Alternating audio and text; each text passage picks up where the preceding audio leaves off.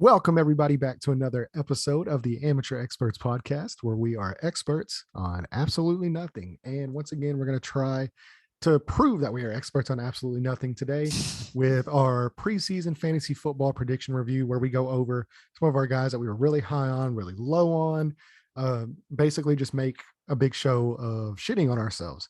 So I'm sure everybody will enjoy that. But I'm your host, Landon Oliver, here with my co-host, Andrew Scott. What is up, dude?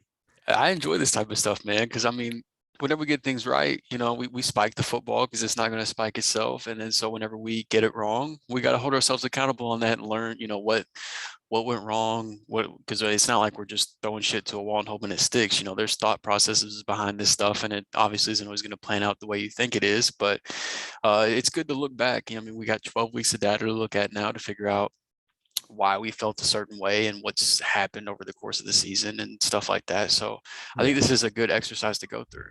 Yeah, and it's a good time to do it too because a lot of people, they're in that playoff push. We're only a few weeks left in the fantasy season, so the fantasy season's kind of winding down. You got a couple more weeks, depending on how your league's set up before you get into the playoffs. So it's not really like we have a small sample size. We pretty much are almost over with the regular season. It's a good time. Some of these may change. Most of them probably will a little bit, but it's not going to be like, unless somebody just goes out and has like a Jonathan Taylor 50 60 point game, it's not going to jump majorly. So Right. especially considering how some of these look, but but yeah, I mean, pretty bad weekend of football all around. I know you won your fantasy. I lost all of my fantasy match, all 5 leagues I lost in. The Colts lost. um I did cash on a Jimmy Graham over 8.5 reception yards on Thanksgiving. So Oh, that was what a cool. bet. Yeah, over eight. Yeah, his line was set at 8.5 receiving yards. And whenever he caught that touchdown, it was like 15, 16 yards. And I got up in the middle of us eating Thanksgiving dinner uh, and cheered like at the dinner table. And Oh Emily had to man. explain why it happened, like in front of my whole family, because everybody looked at me and Emily's like, it's football. He just won money. It's like, yes, That's as good of a reason to cheer as any. exactly. Happy Thanksgiving, because that was about the only joy I got out of football this weekend, outside of Yeah, no watching kidding, Carson man. Wentz, ball out. Carson Wentz continues to look really good. Um, did get into some Twitter arguments. I had a tweet kind of blow up about Colts fans wanting Frank Reich fired, which is the dumbest thing I can think of. The guy has a top 4 offense. We're averaging 30 plus points on a weekly basis. We have led by double digits in 9 straight games. 9 straight games. We're 6-6.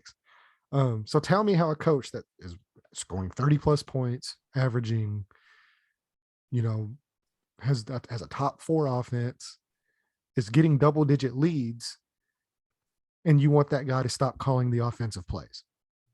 Yeah, I know the head coach is technically oversees everything, and so they deserve partial blame for anything that's going wrong. But it sounds like to me that the defensive coordinator position might be the one that needs some revisiting in the offseason, not Yeah, it's necessarily who's calling the possible. plays. It's possible. I don't like the Colts because the type of defense the Colts runs, I know we've probably talked about this before.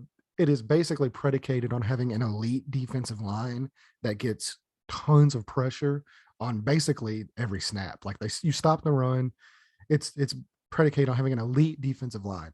And you The guys have, Colts do minus not this have. past week, you guys have been very good against stopping the run. Yeah, very good at stopping the run, but Leonard Fournette as far didn't as care, rushing the but passer, it's a completely different story. And so whenever you just play those, those shell coverages, which they like to play, which basically, you're dropping, two safety, too high safety, cornerbacks are playing off most of the time, as well. And you're just dropping in the zone, you're preventing the big play. But if you don't get to that quarterback, that just means in the middle of the field, unless you have an elite coverage linebacker, which, as much as I love Darius Leonard, he is not. I think he can be. I know his ankle's really kind of been an issue all season. But that being said, if you don't have that elite coverage linebacker, kind of like Devin White, we played in Tampa this week. those Fantastic in aren't easy to coverage. find either. No, Oh, no. Yeah, they're extremely rare. And that's just the type of defense they play. They give up an average this year. They're giving up an average of 21 points in the second half of games alone. They are ranked 30th in fourth quarter scoring defense in the league. So basically, with the Colts averaging 30 plus points, the Colts and having double digit leads in 9 straight games, basically what the Colts have to do is when they get that double digit lead, they have to either score 2 to 4 touchdowns in the second half to maintain that lead, which just puts so much stress on the offense. And yes, the Colts defense they lead the league in turnovers right now. They're fantastic at turning the ball over, but the issue is when they're not turning the ball over, they're usually giving up, a touchdown or at the very least a field goal. Most of the time it's a touchdown. So I believe they dropped into the 20s after this last week in scoring defense on the season, which is kind of odd considering the last 3 seasons, especially last year, they were top 10 in that category. And so you can think having the top 4 offense, if they could even be average, not even 10, but 12, 13, think of how many more games they could have won this year. They would probably honestly be leading the AFC at the moment as well. Because you got to think they'd win Baltimore games. They'd at least split with Tennessee, that second game. They would have beat Tampa Bay. And it's been their Achilles heel all season is the blown leads. So yeah, if you want to put some of that on Frank Reich, I guess as the head coach you can. But to say a guy that's been in the playoffs 2 out of his 3 years coaching, won 34 games, and has basically at the very least 4 different starting quarterbacks, and he's had a top 7 offense 3 out of the 4 years he's been the offensive coordinator / head coach. To say you want that guy to stop calling the plays and to lose his job, it's asinine. And especially too, look at what he's doing with Carson Wentz this year. This is 2 years in a row that the Colts have got a quarterback that everybody said was, burnt toast. I don't know if everybody remembers Phillip Rivers' 2019 season, but it wasn't that good. And Frank Reich gets him last year. They have a top 5 or top 7 offense last year. I believe they were 7th overall in offense last year. And the guy plays one of his most efficient seasons of football that he's had in years. They get to the playoff. They win 11 games, get to the playoffs, and almost beat Buffalo in Buffalo. And then this year, we all know the Carson Wentz thing from last year. It's well documented. And look at the way that guy's playing. I mean, you had the 2 picks. One of the picks was a Hail Mary at the end of the game. Yeah. So, I don't even really count that. But yeah. In the Michael Pittman one, it is what it is. In that game, I watched Antoine Winfield pass interference. It was a pass interference, but it is what it is. You're 6'4", at least play you can't let a 5'9" safety go up over you like that, which I have a feeling that if he wasn't tugged on, he probably wouldn't have let him do that. It seems like falling forward or backwards inhibits your ability to jump. Yeah, just a tad. The referees did not see it that way, which generally happens when you're playing Tom Brady, because they had 2 very questionable pass interference to get down the field and scored 14 points. So, yeah, Colts don't get calls. Tom Brady gets 14 points off pass interference. There's your game. But, yeah, just to get back to the Carson Wentz thing, like that guy's balled out this year. He is playing fantastic. 21 touchdowns to 5 picks, which a couple of them I don't even really put on him. So really, like in my mind, he's only really thrown about 2 or 3.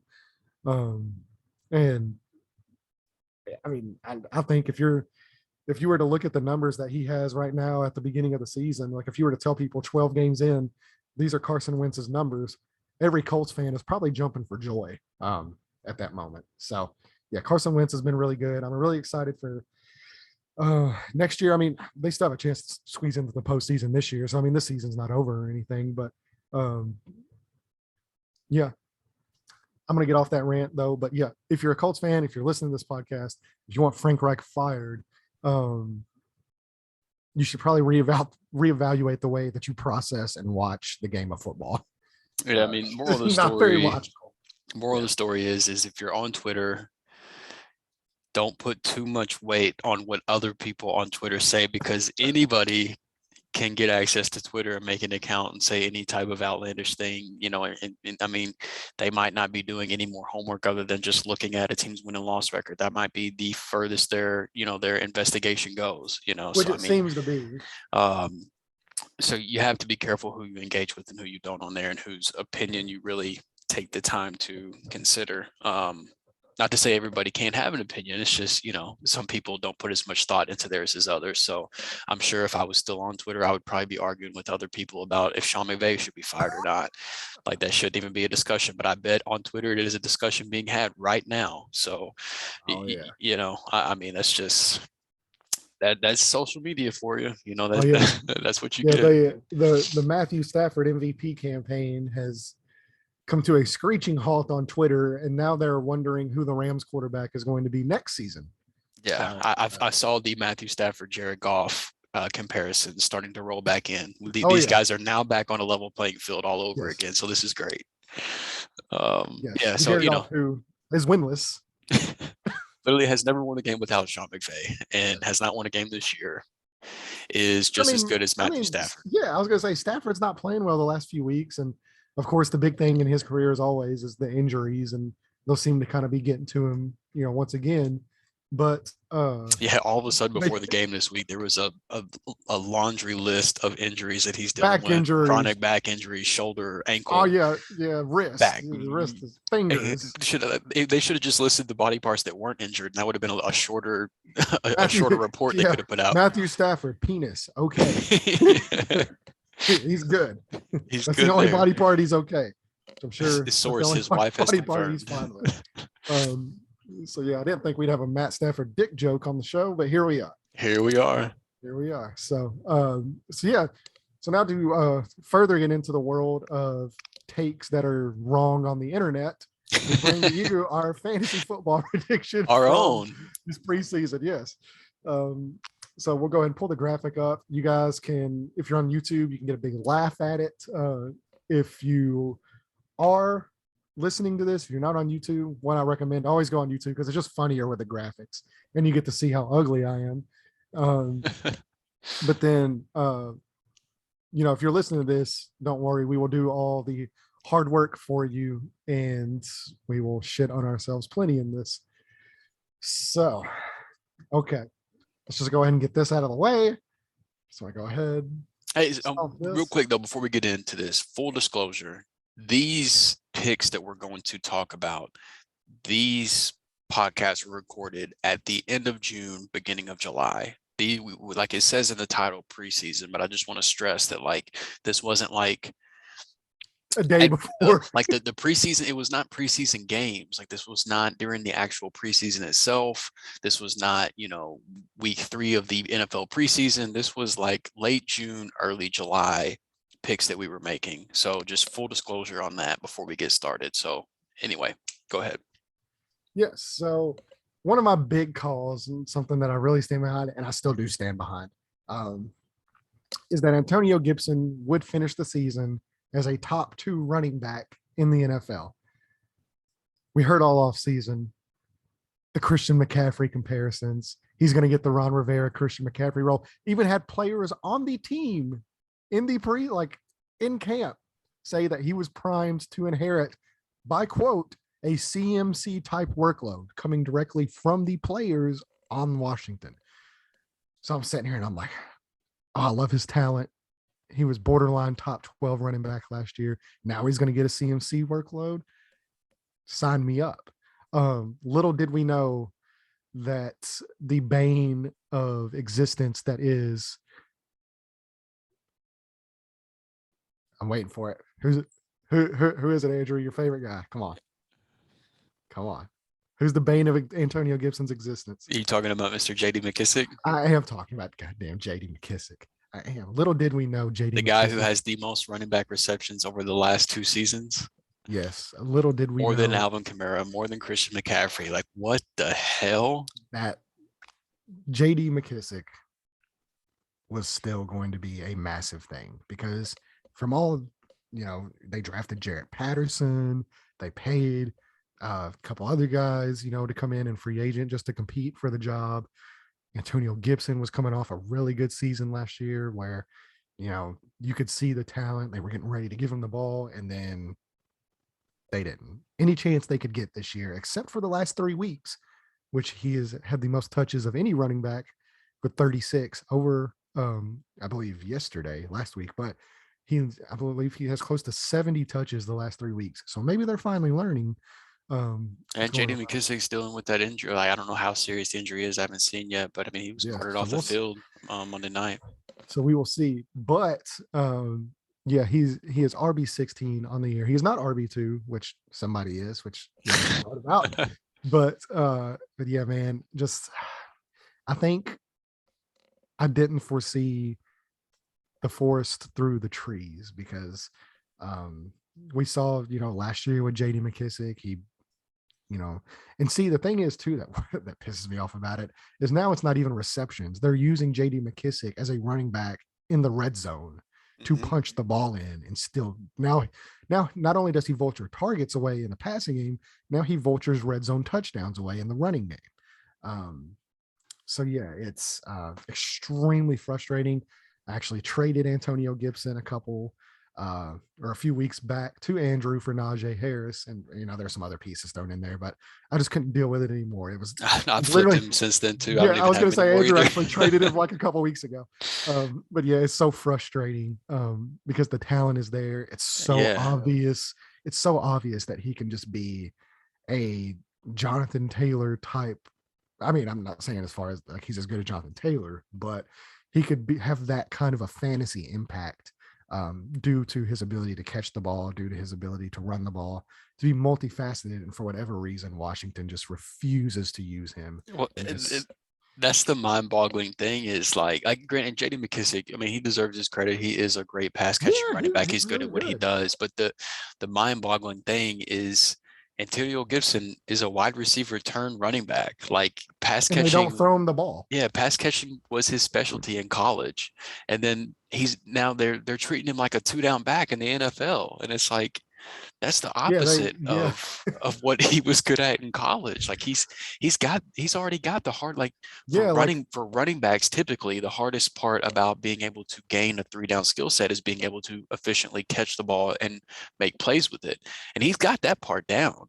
Like he was trying to learn how to be a running back, and he showed he's got that part down. Like he still needs improvement, and he still is improving, but the part where he doesn't need improvement, or the part where he needs less improvement, the part that he mastered mostly in college, is the part they're not letting him do now in the NFL. It's just like, it's JD mind-boggling to McKissick me. Is LaDainian Tomlinson, and Antonio Gibson is Mike Tolbert.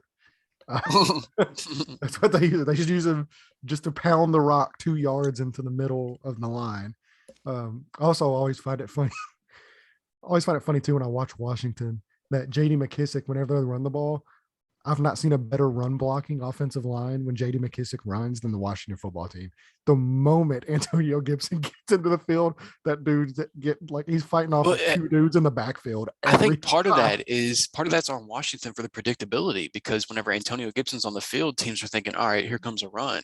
But whenever McKissick's on the field, they're like, oh, this is probably a pass play. So whenever they do run, the defense is a little caught off guard. And that's partly on Washington for being so predictable on when they use Gibson, when they use McKissick, things like that too. So I think that plays into it, to where if Gibson was a 3-down back, if he's on the field as much as he should be, as much of a player of his talent should be on the field, you can't predict what they're going to be doing because he's on the field all the time, which he should be, but he's not. So I don't know. I don't ever wish for a player to be injured, but if JD McKissick's injury is enough to keep him off the field for a few weeks, I will be interested to see if they'll give Gibson the role that he should be getting, or if they'll just say, okay, well, insert Jarrett Patterson. Yep, Jarrett Patterson. Here we go. I don't know. I'm interested to see that because I do. I mean, I was very high on Gibson as a rookie. I actually drafted him in our rookie draft that year, but wasn't as high on him this year coming into the season just because of what we saw from McKissick last season. But I didn't expect. I thought Gibson would have gotten more work than what he's gotten up to this point, and it's kind of discouraging because his talent level shows that he deserves more than what he's getting. Yeah. Yep, for sure. And look, the fact is too, like as much negative as we have said about him, he's still right around where you drafted him at. I believe he was getting drafted um generally around, second, RB2 kind of area. Yeah, High, he was low like end the RB1. third, or he was usually like the third or fourth pick in the second round. Yeah. So he was probably like a low end RB1, high end RB2, which is Yeah. And he's a high end which is RB2 right now. yeah, which essentially is kind of where he's at. But just imagine if he had the opportunity that he deserves, where he would be. He would probably be right where this guy is, which is your pick, through 12 weeks for your plant your flag. I'll let you go in and talk about the wonderful, wonderful player that is Austin Eckler, man. Austin, awesome Eckler. So I mean, full disclosure, my original plant your flag pick the day we recorded the episode was Cam Akers, but then obviously Cam Akers went down before the season started, and I had to make a pivot because I'm not just going to leave a plant your flag blank. And, also because we had a Cam Akers, Antonio Gibson water bet on who would finish the season better. And so I couldn't leave my plant your flag and a water bet empty. And so I did win that. yeah. Yeah. Antonio Gibson is certainly going to finish the season higher than Cam Akers. And so, yeah, I looked at it, and it was really easy for me because the Rams bias that I do have won out, but the two players I was choosing between for the plant your flag for my favorite running back, the way I was looking at this was basically who is my favorite running back outside of the top 5 that I think could finish inside of the top 5. I wasn't as bold as you saying top 2, but I did think that there were 2 guys being drafted outside of the top 5 that would finish inside the top 5 that had a good chance of it, which were Cam Akers and Austin Eckler. I went with Akers originally. And then once Akers went down, it was easy for me, insert Austin Eckler. And man, I mean, what else can you say about this guy other than he is just so good at the game of football? I mean, he's reeling in 6-7 targets every single week. He's getting the rushing attempts. He's in the 60 to 70% snap percentage most weeks. He has gotten above 75 a few weeks, but the thing that's really elevated him to me is he's got 7 rushing touchdowns, I believe, if the math is correct. I think he's got 7 rushing touchdowns through 12 weeks, and I don't think very many people would have thought that would be the case. And because I mean, you expect the receiving work, you expect him to score on a couple of those touches just for how elusive he is and how great he is at breaking tackles and getting downfield, but those rushing touchdowns, man, have really been a huge. I mean, I think I think it's 7. I want to double check that. Well, here I was gonna say here I'll look it up while you keep talking about it. But yeah, Austin Eckler. Yeah, 7. So he has 7 rushing touchdowns and then another 7 through the air. So 14 total touchdowns between the two combined. And he's been, snap percentage wise, he's only been above 70% one time so far this year, but he's been, in the 60 to 70% range pretty much every year, which for a running back is perfectly fine, especially in an offense as good as the Chargers has been most of this year. So I'm glad to see that he made me look smart, because most of the rest of my picks that we're going to talk about the rest of the way through this episode did not make me look smart. So shout out to Austin Eckler. You've got a fan for life, after what you've been doing through 12 weeks so far this year. But yeah, I can't say enough good things about this dude. It makes it even better because Austin Eckler is one of the few guys in the NFL that just gets it from a fantasy standpoint. Like he fully embraces it. Like he like, a couple weeks ago, he was questionable if he was going to play or not. And the way he announced he was going to play was he posted a screenshot of him starting himself in his fantasy lineup. Like he's just, he gets it, man. And so that just makes it even easier to root for a guy like that, as somebody that's obviously like, you don't have to enjoy fantasy football as an NFL player for me to be a fan of you. But with me being someone that is so engulfed into fantasy, if you do embrace it like that, it does make it a little bit easier to root for you. So Austin Eckler has definitely been one of my favorite players to watch this year, and he's made me look a lot smarter than most of the picks I've made. So shout out to you. Yeah. Also, yeah, I'm a huge Austin Eckler fan. I'm really excited to see what he's doing. Definitely didn't see the end zone work coming as far as the rushing goes. But yeah, he's been a monster at basically every opportunity he's gotten to be on the field. He's actually been one of the few consistent performers on that offense, because it seems like, every week, Justin Herbert's going, quarterback 2, quarterback 18, Yeah, he's either a quarterback top two 5. quarterback or Yeah. a bottom, Yeah. like And then it's 15 to kind of the 20 same. quarterback. Yeah. Kind of the same thing with Mike Williams, after his nuclear start for the first 4 weeks of the season, it seemed like he cooled off. And Keenan Allen is just, kind of there as well, not doing massive things, but I mean, he's still, producing as well. Jared Cook randomly shows up. Just, Parham shows up. So yeah, it seems like that offense is just always kind of, either huge production or not production, but the one consistent producer is Austin Eckler. Um, so we're really excited to see him. Uh, Now let's get into a few of our other ones, namely some wide receivers, a pair that we had being a plant your flag. Mine, of course, is Deontay Johnson, who is currently wide receiver 18, the only player in the NFL in fantasy football that has not finished lower than a wide receiver 24 every week of the season. He has been a wide receiver 2 every single week, which generally, is fun. Which is, that's generally where you were drafting him at, to be that wide receiver 2, borderline, have that wide receiver 1 production. His big issue was drops last season. I believe he has 107 targets and 1 drop on the season. He's only dropped the There you ball go, 1 time. Deontay. Yeah, so he's cleaned that up, which was the big question mark for him. And yeah, he's producing even with a decrepit Ben Roethlisberger. Deontay Johnson every week is putting up at least wide receiver 2 numbers for you. So I'm really excited to see his growth. I think he could be even better with better quarterback play. I think the guy's just an absolute baller. He's so good, and he's outside of Najee Harris, he's probably the one consistent option on that entire offense. Gets a ton of targets, which is a reason why he was on my big plant your flag list, because every game that he played in last season, it seems like, especially as the year went on, the guy's just a target monster.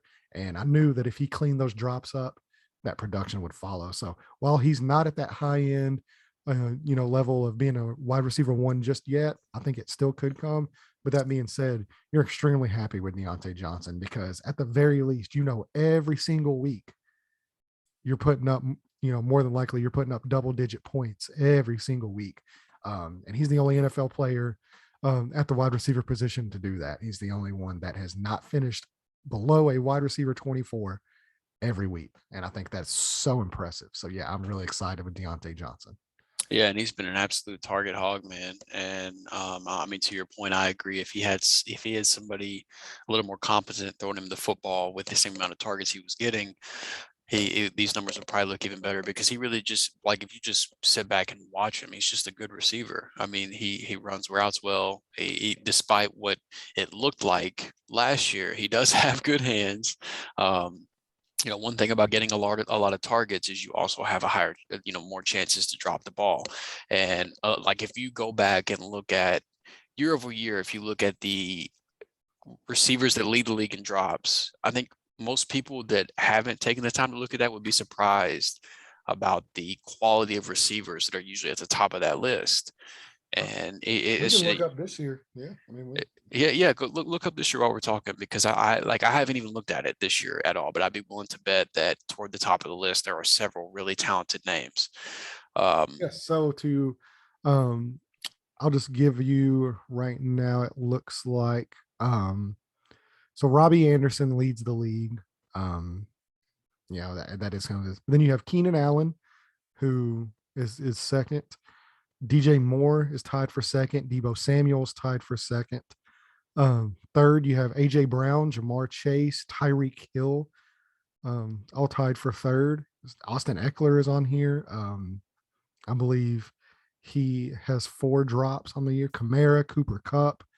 Um, so I mean, yeah, Guys you that have are getting hyper targeted, and yep. something at the very top of that list, something else that you have to consider is two of the first names you named off were DJ Moore and Robbie Anderson, and you Yeah. got to think about the quality of targets that those guys have gotten from Sam Darnold this year.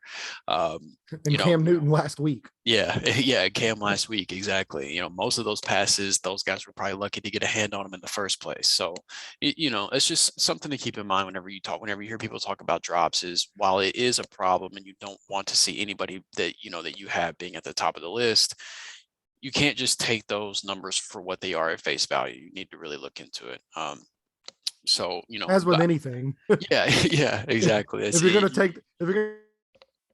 take the time to quote certain stats, then you should probably look a little bit further into it and see. Actually had a guy tonight was going through talking about the Carson Wentz sack fumble from when Shaq Barrett got him. Mm-hmm. And it was just a tackle breakdown. He was like, Michael Pittman's open right here, I don't know why he doesn't throw the ball.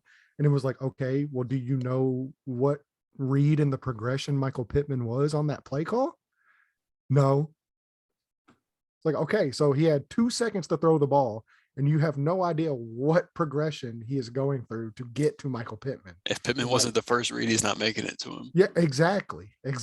So, I mean, yeah, and so you look at that play and you're like, oh, well, he could have just thrown the ball. And I actually told the guy on there, I was like, well, tell you what, it's a lot easier to play quarterback whenever you're looking at screenshots from a sky cam.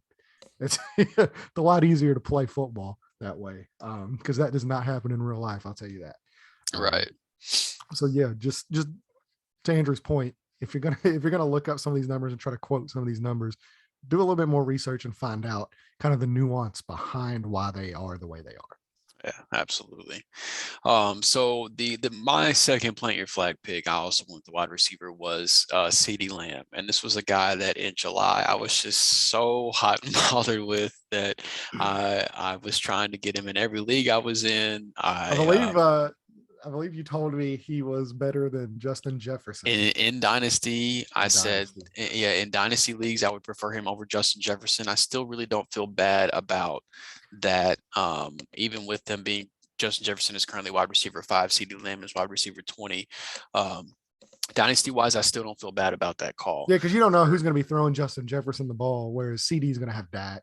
Right. Yeah. So Kirk Cousins has 1 year left on his contract after this year, and then you've got to factor in that CeeDee Lamb missed a game with a concussion this year, and Dak missed a game this year, and which that's been a problem for a couple of years. But there's a bunch of factors that go into the dynasty take of why I felt the way I felt. But I was able to acquire him in both of my dynasty leagues. Our redraft league that we did for this podcast, I also drafted him in that league, and more often than not, I've been very happy with having him on my team. I mean, if you take out, he's wide receiver 20, and that includes not playing in week 12 due to a concussion, and then he had his bye week in week 7. So, through 12 weeks, he's played 10 weeks, and I think let me do like just because I'm curious, I want to do like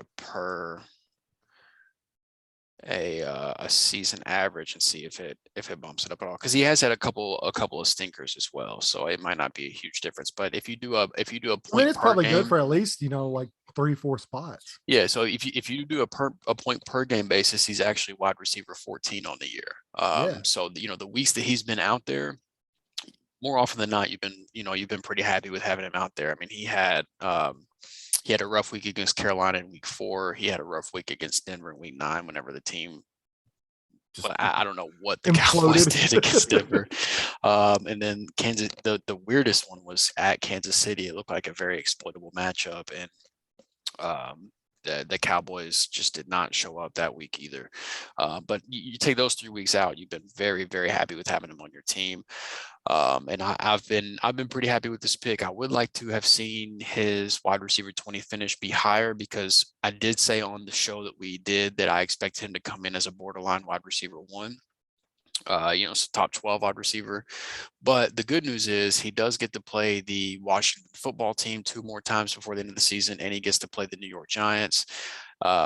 So there's a decent chance he can make up some ground over the next few weeks, assuming that he can stay healthy through that stretch. So he is somebody that I am very excited to have. The leagues I have him in, I'm projected to make the playoffs in all 3 of those leagues. So I am excited to have him in my roster for the playoff stretch this season. And then, dynasty wise, I'm still very excited. I still have him, from what I called him a top especially 5. with Michael Gallup being a free agent next year. Yeah, exactly. That's another point that goes toward what I was saying. And I called him a top 5 dynasty wide receiver on this podcast that we did whenever we did Plant Your Flag, and I don't feel any different about that. I would, if I did a dynasty startup tomorrow, he would absolutely be one of the first 5 wide receivers off the board for me. So still a huge fan of CD. There are a couple of things that have happened that I wish went a different way. But for the most part, I am happy with what I've seen with him on the field. And, there's nothing that he's done on the field that's discouraged me or made me feel unhappy with targeting him so heavy this offseason. Yeah, for sure. I don't think it's a bad take at all. And I think, like you said, most weeks that you have CeeDee Lamb, you're happy with the production he's given you. So, there's nothing wrong with that at all. So now to get to my last one, and you can cue the Sarah McLachlan music because I know this is going to make Drew a little sad, as it is me, because Plant Your Flag, Robert Woods, who is still currently a wide receiver 28, so he's still borderline RB2. When he went down, was an RB1 on the season. I believe he was RB10 or 11. Wide receiver. Or not, RB wide receiver. Yeah, he's a wide receiver. He's not a running back. This isn't Deebo Samuel. Although the Rams do use him that way sometimes. Yeah. So Robert Woods, I believe when he went down, he was a lower end wide receiver 1, still sneaking in there. Him and Cooper Kupp were both producing great. Odell Beckham news gets announced. Everybody's freaking out. They're like, well, what does this mean for Robert Woods? Well, it actually meant that Robert Woods went down with a season-ending injury. I know, and ever since then, honestly, that offense has not looked the same. They've so important to that offense, man. Yeah, they have struggled. So while granted, you do get the injury asterisk on this one because nobody really anticipates. We don't, go into the season like, well, Robert Woods is going to be in wide receiver 1 this year until he gets hurt for the season. I was extremely happy about the way that was playing out for me on the season. The first couple weeks there was kind of iffy. Robert Woods was wanting more targets. It was all going to Cooper Kupp. Who knows what happens? And then he just started blowing up.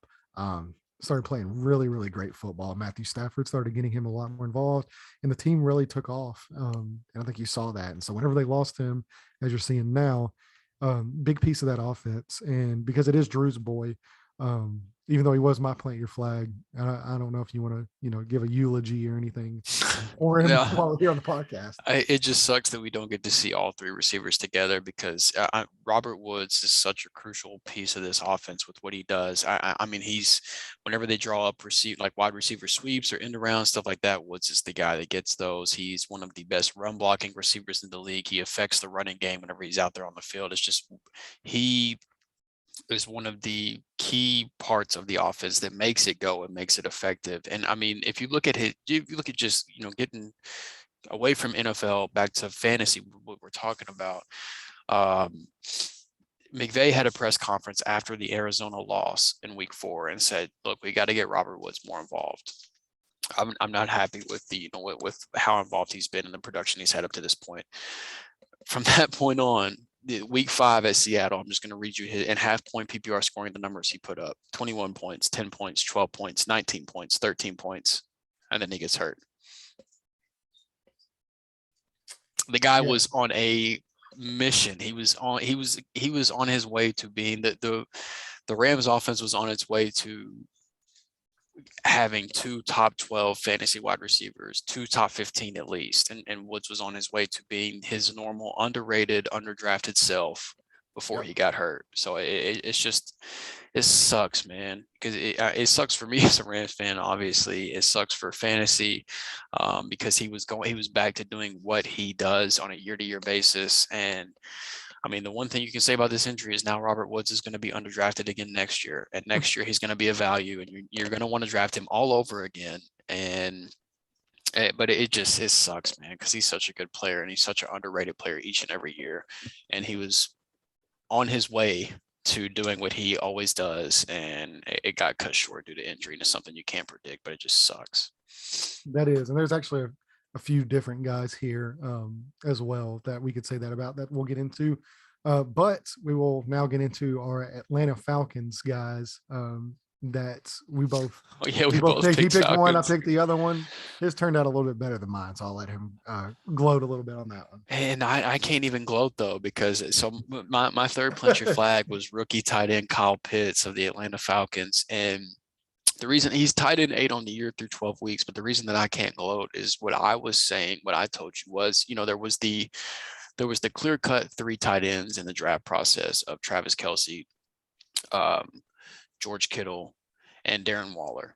Those were the 3 guys that were getting drafted consistent. Kelce was going at the back end of round 1, and then Waller and Kittle were going somewhere in that round 2-3 turn pretty consistently. And after that point, I said, hey, you can draft Kyle Pitts. I mean, he has a very good shot of finishing tight end 4 on the year, even as a rookie, and rookies aren't supposed to do that from the tight end position. And that has not been the case, up to this point, at least. He's tight end 8 on the year, and that's with Kittle missing time. And it's been a little troubling, and I've watched a lot more Falcons games than I care to admit because of my love for Kyle Pitts and my investment in Kyle Pitts and wanting to see how that plays out. On the Rams, who are my team, typically play in the late afternoon slot. And so I usually have my early afternoons reserved for either a game I'm really excited about or to watch Kyle Pitts. And my God, it is so annoying watching the Falcons offense. And Kyle Pitts has 1 red zone target in the entire month of November. Jeez. 1. Yeah. In a position that is so driven by touchdowns. This man has been targeted in the red zone 1 time. And I don't know if that's more surprising or if just the fact that the Falcons made it to the red zone 1 time in the month of November is more surprising, because that offense has been, outside of Cordell Patterson, which, I mean, what the hell? Outside of that guy, the Falcons offense has been terrible to watch. I think some people might have gotten more excited for Kyle Pitts whenever Calvin Ridley went out, for, whenever he stepped away to get the care for mental health that he needs, and hopefully that's going well for him. I think that might have gotten people excited for Kyle Pitts, but honestly, I think that's more of a negative thing for Kyle Pitts, because I don't think a rookie tight end is ready to be treated as the number 1 pass catching option on a week-to-week basis the way he's being treated. Like I know whenever they play the Carolina Panthers, it was reported that newly added cornerback Stephon Gilmore went to the Panthers coaching staff and said, put me on Kyle Pitts. I want to shadow Pitts. Like, Kyle Pitts is an incredible talent, and I'm very excited about Kyle Pitts' future, but a rookie tight end is not ready to be covered by Stephon Gilmore. He's not ready to be shadowed by Gilmore every snap on a week. Like, it's just not it's not a path to success for him. And so I do think the absence of Calvin Ridley is hurting him, not helping him. And that's, part of what's going into this. Personally, that's just my personal opinion. I do think there are much better days ahead. Obviously, as his career progresses, he's only going to get better. The kid's so extremely talented and so young and so physically gifted that I don't expect him to be down in this bottom tier tight end 1 territory for very long in his career. But some of the stuff I've seen early on, I probably should have seen coming in the offseason, but I was just so excited about this guy that I probably had the blinders on a little bit. And so while I was expecting him to be more tight end 4, tight end 5, currently he's tight end 8. So not terrible, but look, in fantasy, with how awful the tight end position is, you're not exactly excited about the tight end 8 either. So it's kind of a mixed bag. Yeah, it's tough. Rookie tight ends, even being tight end 8 as a rookie tight end, That's an accomplishment. So, and there's a few that, Fryermuth Fryermuth looks is, great. Yeah. yeah, there's quite a few rookies that are kind of breaking the mold at that tight end position. To stay with the Atlanta Falcons, like I said, I do. Um, this one's a rough one for me. It was a plant your flag, and it was my boy Mike Davis, who was a top 12 running back last year when Christian McCaffrey went out for the Panthers. He signed with Atlanta this offseason. They didn't really bring in any kind of competition, so we thought, at the running back position. And yeah, it's brutal. He is now running back 44. And who could have seen the emergence of Cordero Patterson as one of the league's best running backs? It's, you know, football is hard enough to predict, but you never really predict a career backup wide receiver coming in and stealing the running back job from a guy that was a top 12 running back last year. It's just not something that happens ever. I don't know if it's really ever happened. So I mean, we'll see.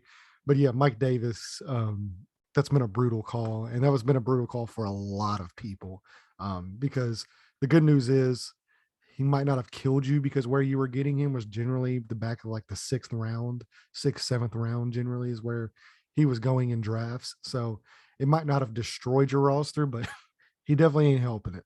And he's borderline, he's borderline droppable right now. So yeah, there's not really too much to say other than, congrats to Cordero Patterson for taking the role of what should have been Mike Davis. But hey, he's earned that role this year. He's playing lights out. So yeah, I think you gotta give credit to the Atlanta Falcons coaching staff for not just sticking with like Mike Davis should be the guy, so we're just gonna keep feeding him. It was clear early on that Cordell Patterson was the more explosive player, and they made the adjustment and they started feeding Cordell the ball. And so I mean, like I say, give him credit, and it sounds weird, but there's a lot of coaching staffs that wouldn't have done that.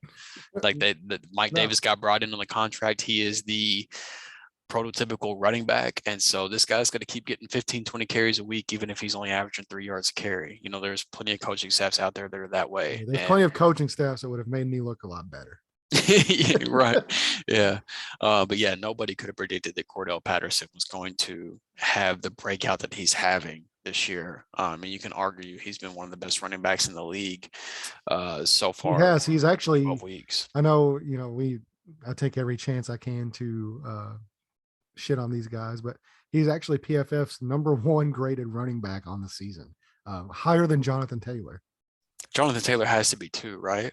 Yes, Jonathan Taylor is 2. Okay, at least he's 2. I mean, Jonathan Taylor should be 1, but that just speaks to the year that Cordell Patterson's having. So I mean, something you couldn't predict. Something should have planted my flag on JT like I wanted to. Right.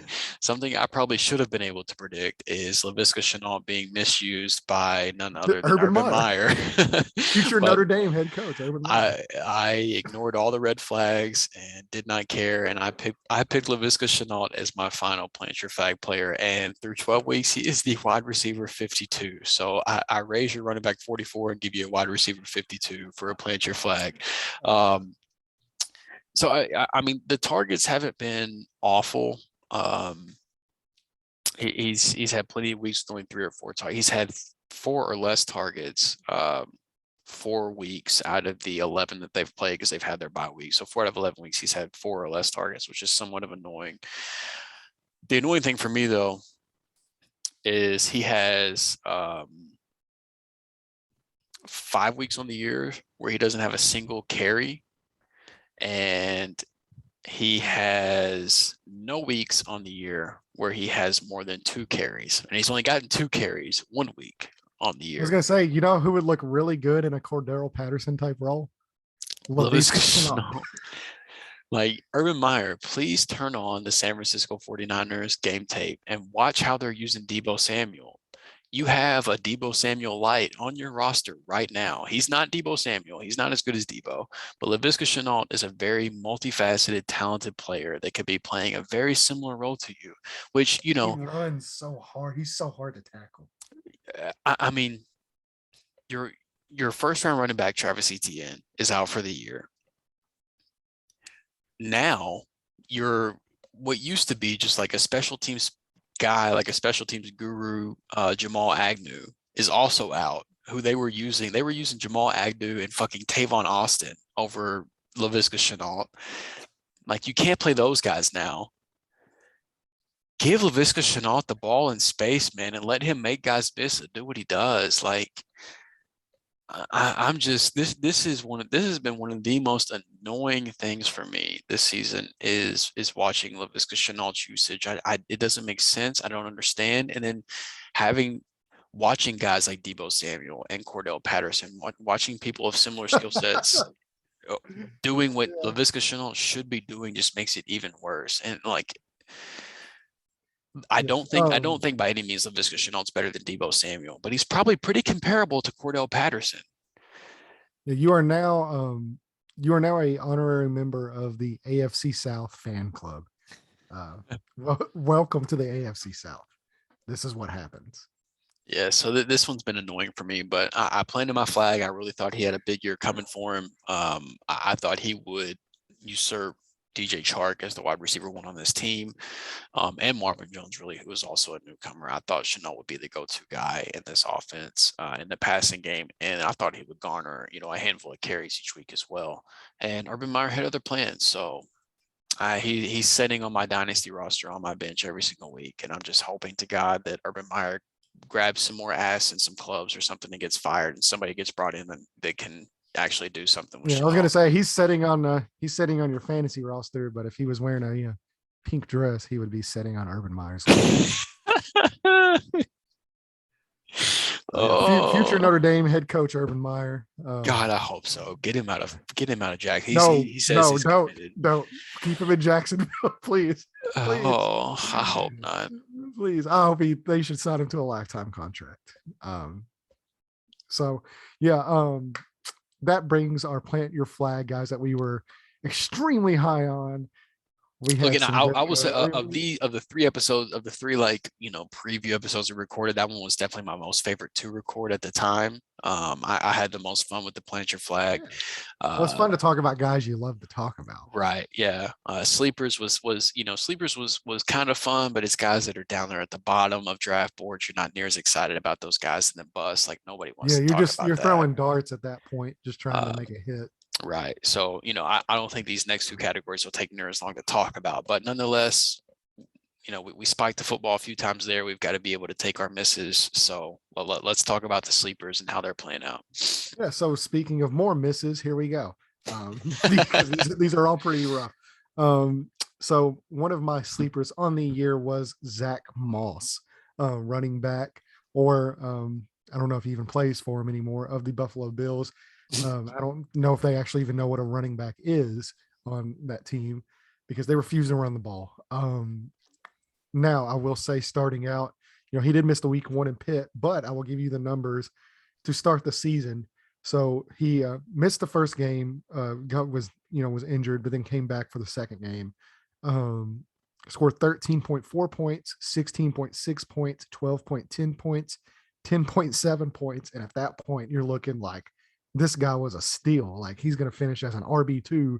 You're drafted him way down, and you're just like, I'm sitting there and I'm like, yes. And then Buffalo just shits the bed again, especially over the last few weeks. He has 3.9, then 8.8, 3.4, 8.7. And then, he just, they refused to use him to the point that where this last week he was even a healthy scratch on the inactive list. They've opted now to move to the look, whatever you can roll Matt Breida out, you got to do it. I was gonna say they've moved on to the Matt Breida chain, who did absolutely nothing this last week, as most Buffalo running backs have seemed to have been doing this season. They seem to just be anemic to wanting to run the ball. I thought this was a good opportunity for Zach Moss to show his value to the team, to show his value to fantasy owners. And it started out really well. It just dissipated. So, I mean, you hate to see it. He's running back 38 on the season right now, in half-point PPR, which all of these are half-point PPR, just so we don't have to keep saying that. Hey, and fun facts, whenever we did this sleeper episode, he was being drafted as running back 38. Oh, no kidding. So Yeah. I'm right on it. I'm right on track. Yeah, you nailed the So pick. yeah, so now we just have to see if he's even going to play another snap for the rest of the season. Yeah, Because he just needs to outplay that running back 38, man. yeah, Get him to like running back 32, you know? yeah, and it's a win. It's a win. Yeah, But in order to do that, they actually have to have him active, and then actually right. decide that Josh Allen doesn't need to throw the ball 50 times a game. Which Josh Allen, to be fair, is their running back one. Um, Yep. so that's just how that goes. So speaking of these next two, we'll actually get through really quickly. I will let you go to yours. This one And makes me so sad, man. yeah, me too, because he was on my team. So Gus Edwards, running back for the Baltimore Ravens, who got injured before he even got to play a snap this year. I was so excited for him, man. He was being drafted in the 9th round. He was the 41st running back off the board, and the Ravens had over 50% of the carries from the previous year had departed with Mark Ingram being out of the Ravens. He averaged over 5 yards a carry the previous 2 seasons. So good. He had gained yards on almost 90% of his career carries since he had been So drafted, good. which was the most of any running back in the league. Like, it was set up for him and J.K. Dobbins to absolutely destroy defenses this year. Gus Edwards and J.K. Dobbins were going to run over everybody. And then we got the news. J.K. Dobbins was out for the year. And if you had drafted Gus Edwards, Oh, Gus Edwards is a league winner. yeah, you drafted Gus Edwards and Andrews like doing the rain dance because he has him as a sleeper. I'm doing the rain dance with Andrew because I have him on my team, and I'm sitting there like, oh my gosh, like we're like, this is it. Gus Edwards finally gets his opportunity that we wanted him to have as the lead back in a run first offense. He's going to dominate. And then we got the more news, like literally like 2 days Yeah, what later. was it, like two? Yeah, a day, two Yeah, days later. yeah. And now we're having to suffer through week after week of Devontae Freeman and Le'Veon Bell before he got cut, and Latavius Murray, and this nursing home of running backs that they have that they're rolling out every Yeah, because week. Tyson Williams was way too productive for them. Yeah.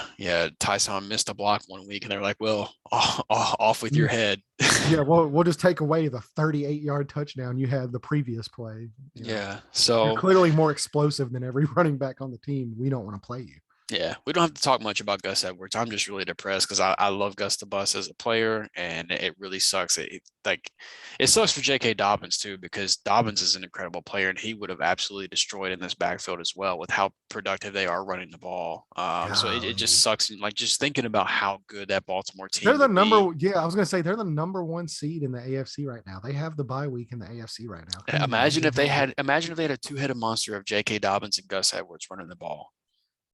Oh Like, my gosh, man, jeez. and if Marcus Peters was held, like, yeah, I don't want to turn this into a Ravens podcast, but man, what those guys are doing, what the injuries they're dealing with. But yeah, so Gus Edwards, he was a sleeper of mine early on in early July. I was really excited even before the Dobbins injury, and it just didn't play out. So Yeah, so mine is along the same thing. I had Tyrell Williams as my sleeper because going into the season, Detroit had no other wide receivers. and he was And undrafted in 12 yeah, team, like he standard was 12 team leagues. He was not being drafted. yeah. And if you didn't draft him, you were right. And I was wrong because once again, I believe he got injured, missed multiple games, and they actually just released him. And now I think he got a concussion like week 1, and they were like, well, yep, bye. moving So he on. had a injury settlement. They released him. He's a free agent that still has not been signed anywhere. And he probably doesn't even take a snap this year. So just another, a tough break with injuries. And, to be fair, though, it did kind of work out for me because I'm a DeAndre Swift owner and they use him as their wide receiver one, which is cool. So, Right. so yeah, that was a rough one for me. So we'll just end that there. Yeah. Tyrell Williams, no good. Look, if you took your shot on him, it was literally your last pick in your draft. So you Oh could have yeah. you could have dropped him for whoever your week 1 waiver wire priority pickup was for that week, and you moved on. That's the beauty of sleepers, is most of them you don't have to tie too much draft capital to, which for my next sleeper you didn't have to tie a whole lot of draft capital to either, which was none other than Mike Williams with the Los Angeles Chargers. He was being drafted as the wide receiver 50. He was going in the middle of the 11th round. Jeez. At the time that we recorded our sleeper podcast. And he is currently wide receiver 17. And that's actually been due to a slide in, in his production, because through the first 5, 6, 7 weeks of the season, he was a top 5 receiver that you got in the double digit rounds. So this is the one sleeper pick that I feel I have felt really good about. Now, we'll see what the rest of the year holds. If we get the same old Mike Williams that we've got most of his career, or if he's able to get back to doing what he was doing earlier this year. He caught a very impressive deep touchdown to essentially win them the game against Pittsburgh. But then they played Denver in week 12. The game was back to I think he had like 6 fantasy points or something like that. Just part of the Chargers wishy-washy. Right. Yeah. Right. So, they play Cincinnati in week 13. He'll probably go for 17, 18 points. And then he'll come back down to earth against a Giants defense he should exploit. He'll probably have 2-3 points. Yeah. That's just how it's went. But yeah, I mean, to your credit, you said he's being drafted wide receiver 50. He's wide receiver 17. If you bought into that, you're feeling really, really good right now. And whenever I was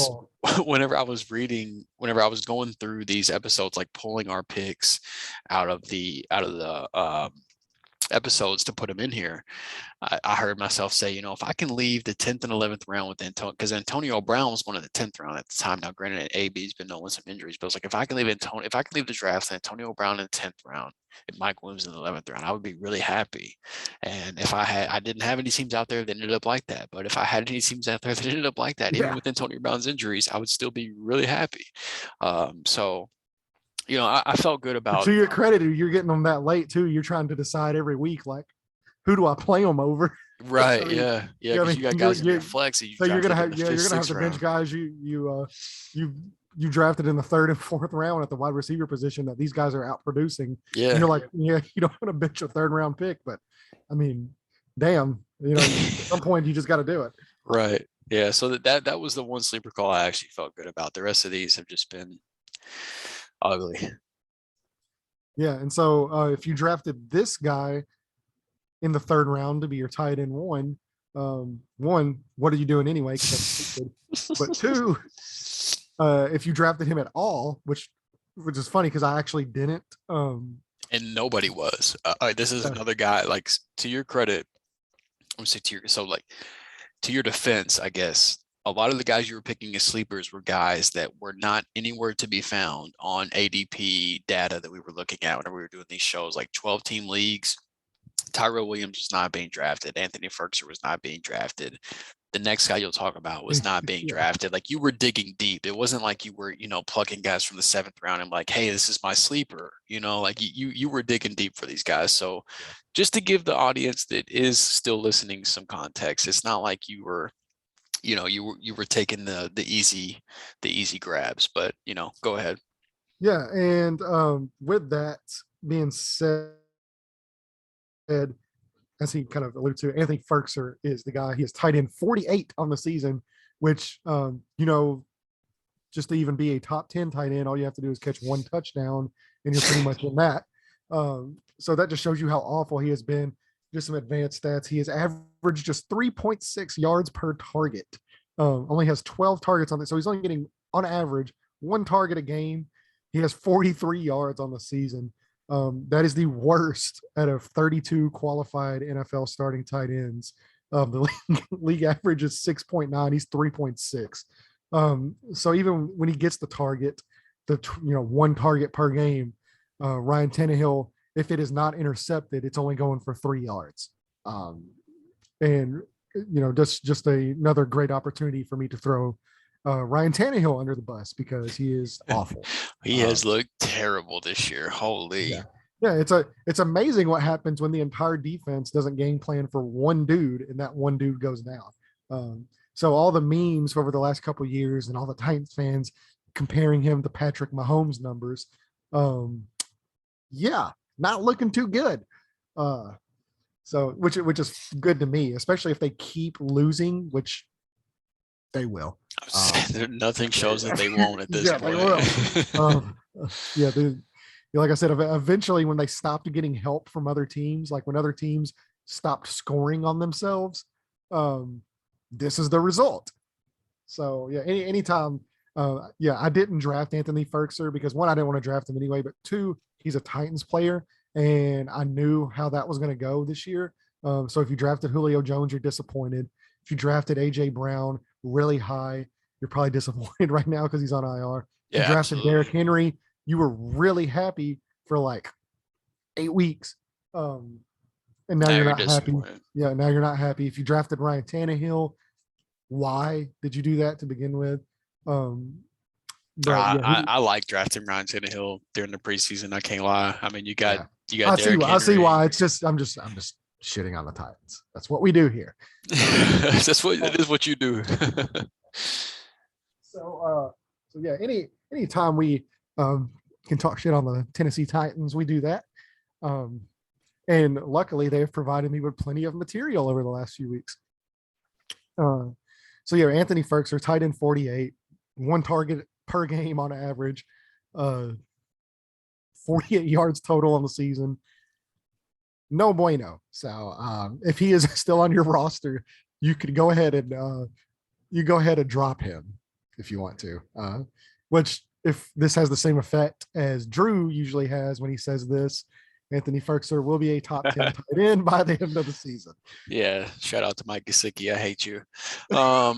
So my tight end sleeper pick this year was none other than Adam Troutman of the New Orleans Saints. And the beginning of the year did not start off the way I wanted it to.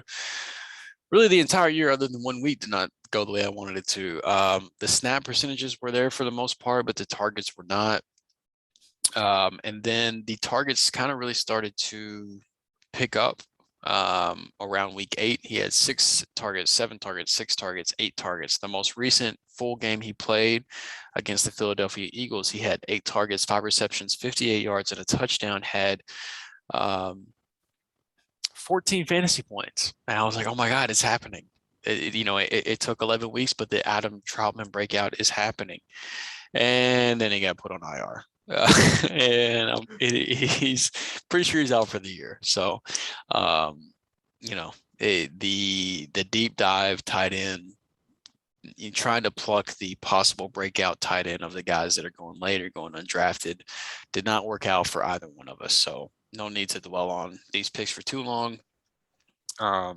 But yeah, essentially, but to your credit, there was a tight end going above him that you picked as a bust that we'll get to later. That was a much better call than our sleeper calls. So yeah. And yeah, speaking of bad sleeper calls, and just bad calls in general, is Daniel Jones as a quarterback. So Daniel Jones was saying he could be a sleeper, and through the first month of the season, I was riding high. It was quarterback 5 on the year through the first month of the season. I was, this guy was going undrafted. I was like, oh, here we go. This is the late quarterback who finally hits. The rushing yards were there, the weapons were there, Saquon was there. And then all of that dissipated very, very quickly. Daniel Jones is now quarterback 19. He generally is unplayable. I wouldn't recommend even streaming him right now, especially with the news today that came out that he is now dealing with a neck injury and could possibly be placed on IR or go day to day. They talked, I believe his backup is Mike Glennon, which why you would want to replace a quarterback with a neck injury with a guy that has a higher chance of getting a neck injury due to how long his damn neck is. Mike Glennon, yeah, like every time that guy gets hit, I worry about his neck because he just has he's a giraffe. Which I don't know who's the quarterback that I sent you. Was it Mike White? Was it the Jets quarterback? Like when I sent you that message and it was like that guy's neck, and I was like, oh my God. no, it was Glennon. No, it was it was. No, it really was. Dude, I want to say it was another New York quarterback. Something about New York's and necks. If your name's Mike, you got a long neck, and you live in New York, you should head to to MetLife and see if you can get a job. Yes. Yeah. Man, I've got to find this now. I'm positive it was Mike Glennon though, because I even saw him he went up to Brady after Brady played the Giants and shook his hand. I was like, oh my God, look at that fucking neck. It's impressive. um, yeah, Mike Glennon has a massive neck, and so This tells you how bad Daniel Jones is. We'd rather talk about Mike Glennon's neck than talk about Daniel Jones' fantasy performance. yes, yeah, yeah. So yeah, Mike Glennon has a massive neck. Oh my god.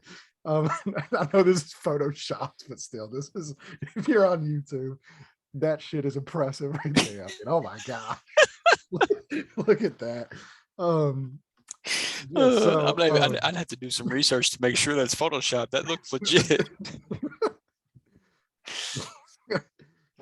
yeah, so yeah, that was gosh, I wish there was another player I know that had a massive neck that came in and he started a game because I sent it to the fantasy group and I was like fully just like, holy shit, look at this. Like it's unreal. But yes, to your credit, yeah, to get off the subject, yes, Mike Glennon has a massive neck. Daniel Jones is dealing with a neck injury. He's probably not going to play for a few weeks, but you're not going to play him anyway because he's Daniel Jones.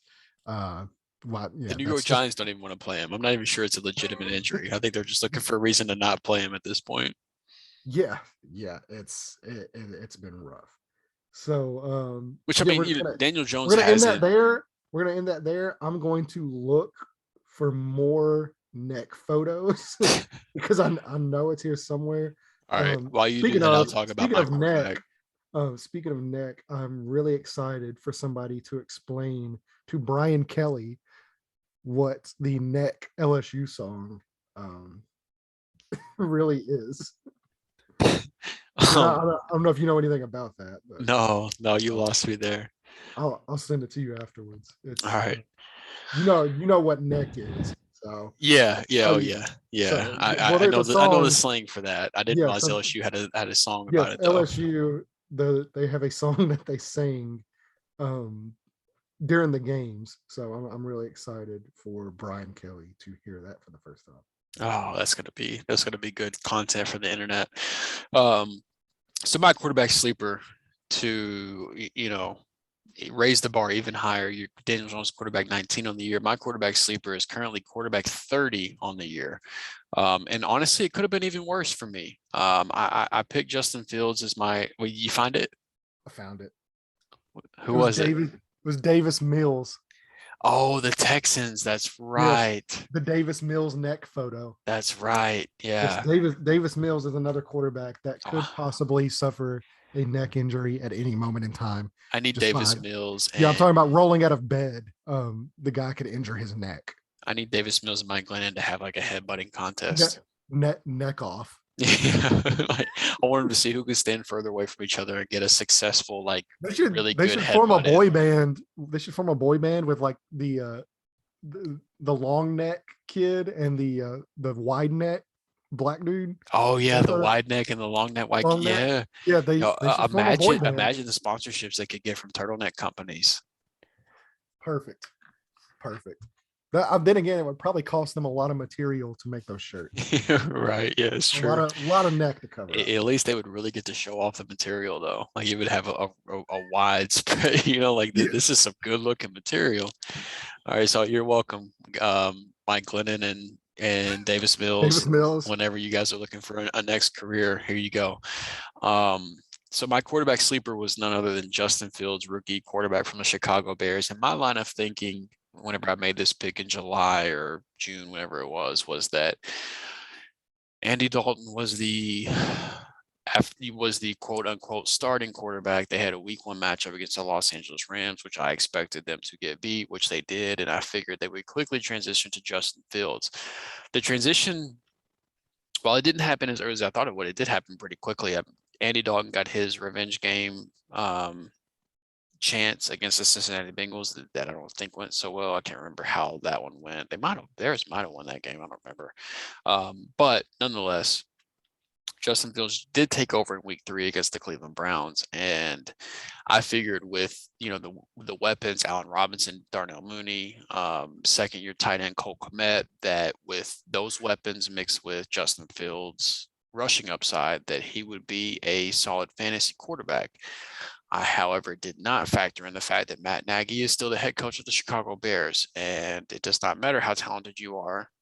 See Allen Robinson and his production. If you have Matt Nagy as your head coach, you are going to suffer. And Justin Fields has suffered. But, like week 3 through week 7 were painful. They were rough for Justin Fields fantasy owners if you own Justin Fields. But then week 8, 26 fantasy points. Week 9, 21 fantasy points. And then they go into their bye in week 10. And I'm like, oh man, it's happening. Finally, like Justin Fields, he's getting comfortable. It's happening. And then week 11, he goes 4 for 11. For 79 yards, another 4 rushing attempts for 23 yards for a whopping 2 fantasy points after you factor in the turnovers that I believe he had, and he's hurt. And I feel like we have that like after every guy. It's just like, okay, yeah, he started at this, and then he got to go through a slump, and he's gone. Yeah, and so we got to watch the Andy Dalton versus Jared Goff showdown on Thanksgiving.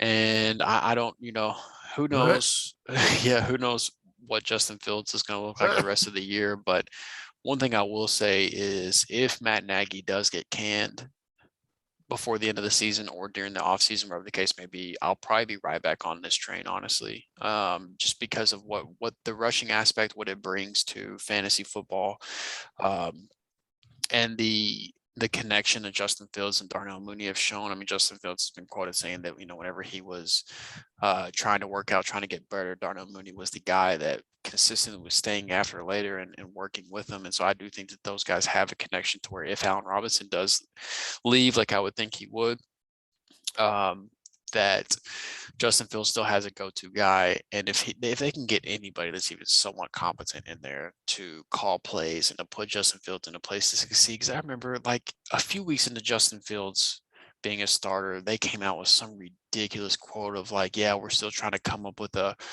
game plan for Justin Fields or something like that. And it's like, y'all traded up for Justin.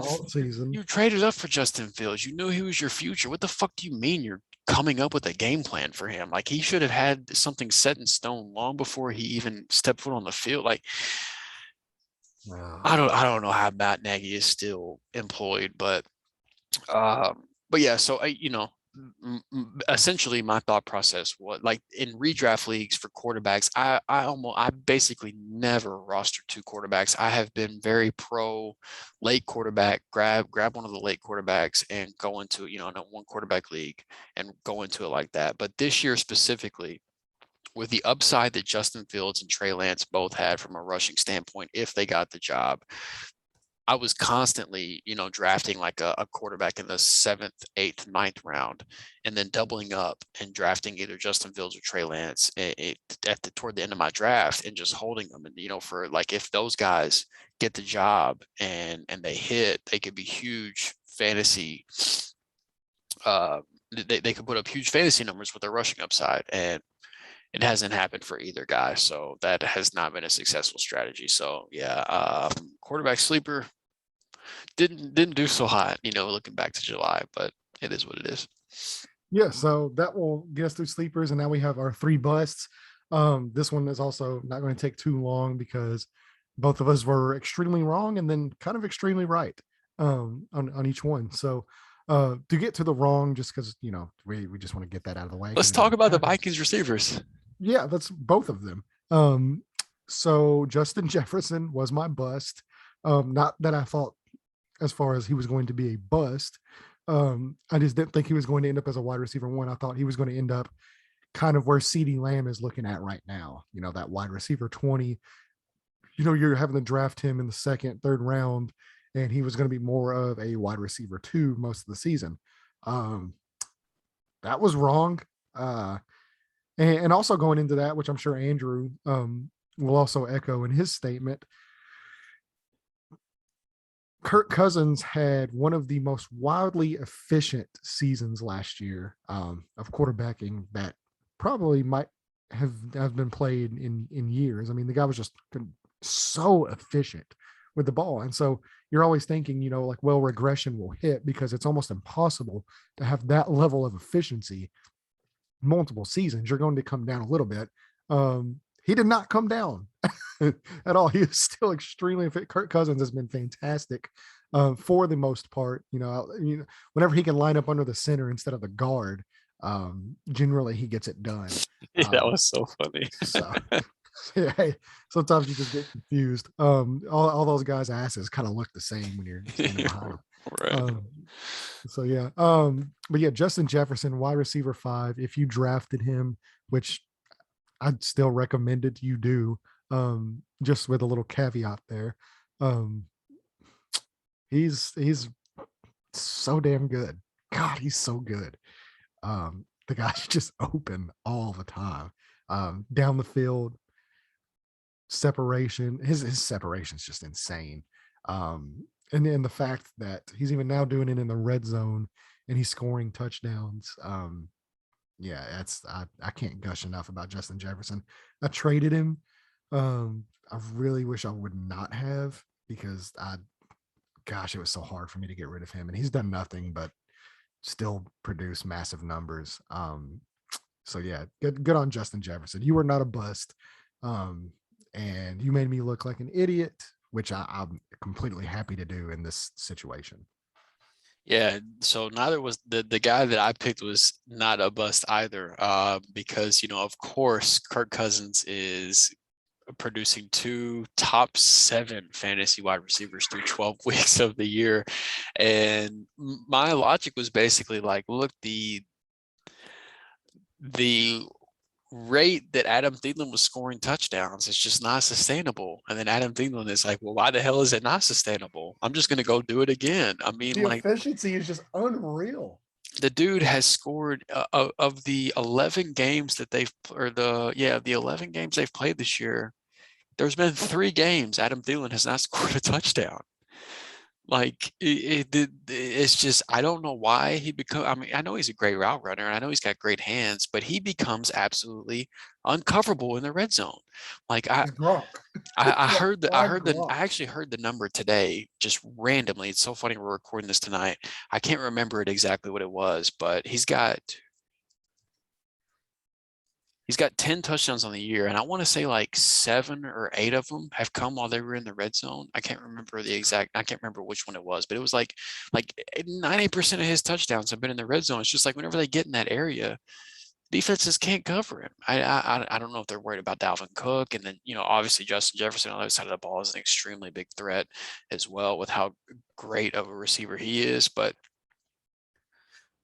Adam Thielen heard, like, I mean, I know for a fact I wasn't the only one out there that was calling for him to drop off this year compared to what he did last year, and he just does not care. And so, I mean, if you drafted Adam Thielen where he was going, because he was clearly underdrafted. He was not being drafted in the top 7 wide receivers, and during draft season for fantasy leagues. So if you drafted him where he was going, kudos to you. You got a great value, and the guy just continues to score touchdowns. And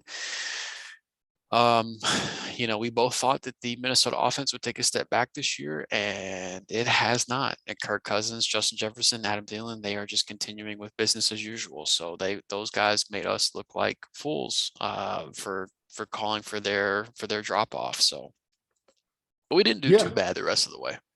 No. So now we will get to gloat a little bit. I did have David Montgomery as a running back bust. He is RB 37, which he has missed 4 weeks due to injury. But and we didn't really think about that. But even when he has played outside of for maybe 1, maybe 2 weeks at the most, he is not producing massive running back numbers. And I believe he was going right around that 3rd round. Where people were taking him. So he has not played like a 3rd round running back. If you did draft him 3rd, 4th round, you are not satisfied with the results at all. And it's probably a reason why your fantasy team might be struggling right now, unless you were able to get, Elijah Mitchell or some of these other guys, because Lord knows there's been a lot of them off the waiver wire for the running back position. So yeah, that pretty much just wraps mine up. And it's really, just to even piggyback off your Justin Fields thing. nobody's really been productive in Matt Nagy's offense except for Darnell. Except for Khalil Herbert for a couple weeks, and then Darnell Mooney. Yeah, Darnell Mooney, who I've been excited to start actually over the last 3 weeks. So, yeah, I mean, to your point of the 7 weeks that David Montgomery has played, he's only scored double-digit fantasy points in 2 of them, and he's only averaged only over 4 yards per carry in 4 of them. So 4 out of 7 isn't bad, but 3 out of those 4, it's like just barely over 4 yards a carry, like talking about like 4.1, 4.5 type of thing. So, not great numbers. And the receiving numbers haven't really been there too much either. So, yeah. Not somebody that you've been too excited about. And honestly, like just watching him play, I really don't think he's looked that bad. Like David I don't think he's has been looked bad. like a good running back, but it's just fantasy wise, you're not happy. So they have so much trouble in the red zone. They can't score. Right. And a lot of that is due to coaching and stuff, but yeah, they don't use him in the red zone. He doesn't get a lot of red zone opportunities because the offense is generally struggling to make it past half field and not go 3 and out. Yeah, absolutely. So my running back bust that I had picked, one of the 2 running back busts that I had picked was Miles Sanders, the Philadelphia Eagles. A lot of the big reasonings for this were because Miles Sanders the previous year looked like he was not really built to be a 3-down running back. He really struggled catching the ball, and the team kind of followed suit with that, with drafting Kenneth Gainwell, who a lot of people considered. I thought he was the second best pass catching running back in the draft behind Travis Etienne, but there were plenty of people out there that considered him the best pass catching running back in the NFL draft. So just watching the team's movement and then seeing what we saw on the field the year prior, just looked like he was not going to get the type of workhorse role we were hoping for prior to last season. And right now he's coming in at running back 47. He has missed 3 weeks on the year to injury. He's injured again, actually, now. He is questionable right now, right? Yeah, so I mean, you've got that going for him too. It's still in the air. He could be available for week 13, but if he is, you got to think with him being so close to a game time decision that Boston Scott will probably still have a role and things like that too. Jordan Howard has had a role. Yeah, all of that would factor into into the pick. So and then on top of that, Jalen Hurts is the running back 1 in that offense. Right. And it seems like with running quarterbacks, that's the big issue. Is they're great for fantasy quarterbacks because the upside is so good. But if you have a running back on a team with a rushing quarterback, you're already capping, how high, I guess, they can go. Right. Yeah. And I mean, since he came back from injury, he's had 2 combined targets in the 2 weeks. So he's not, the pass catching work hasn't been there the past couple of weeks. And I mean, he's only had 2 games the entire season with 5+ targets, which is, kind of what was expected coming into the year. The big problem is even the rushing attempts really haven't been there whenever he was healthy. He's had only 2 games with 15+ rushing attempts and only 4 games with 11+ rushing attempts. And I'm cutting it off at 11 because one of the 4 games was 11 exactly. So even the rushing attempts haven't been there. The schedule does look good for, they get the Jets in week 13. If he does get to play, they get Washington in week 15. They get the Giants in week 16. They get the Washington football team again in week 17. So maybe he has a strong finish to the year, but it's been basically what I had kind of expected to see, coming into the season for Miles Sanders. So don't feel too bad. Miles Sanders makes me feel a little bit better about the Adam Thielen call. Yeah, that's it's been rough sledding for the entire Philadelphia Eagles run game, just in general, outside of Jalen Hurts. And now we get into one of the bolder calls in the bust, and that was Big Bob Tonyan, who was being drafted in the top 5 tight end range, at the very least top 8 tight ends on the season due to his play last year. And as it usually goes with tight ends, he is tight end 33. He has missed the last season with a season-ending knee injury. He will not be playing the rest of the year. But even before that, I'll read off his weekly points leading up to that injury. So you have 1.8, which is no good. 12.7, which you're happy with, 1.1, 1.8, 1.3, 2.0, 14, 6, and then he gets hurt. So you're really only happy with 2 about weeks you're two. happy with, Yeah, and then 1 week you get like the you're prototypical tight end week. yeah 6 points, and then every other week it's either 2 points or less, and then he gets hurt for the year. So generally, like I said, where he was being drafted at, um, it just it sucks that injury happened, and of course injury usually helps whenever we do these numbers. If they've missed a month, they're obviously going to be lower, but even then, even before the injury, he wasn't really producing like that top 5 to 8 tight end that you drafted him to be. And so that's, that, I mean, really, there's not really too much to say there other than we do hope that he gets healthy and can come back strong next year.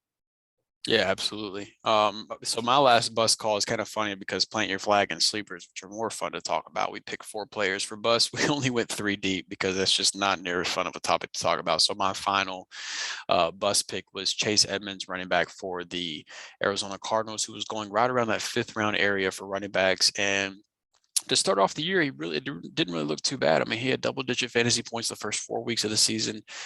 He's only technically played 8 weeks because he got hurt basically the very first snap of week 9. I think he had 1 carry, got hurt on that carry, and was out for the rest of the week. So he hasn't played week 9, 10, 11, and then they were on bye week 12.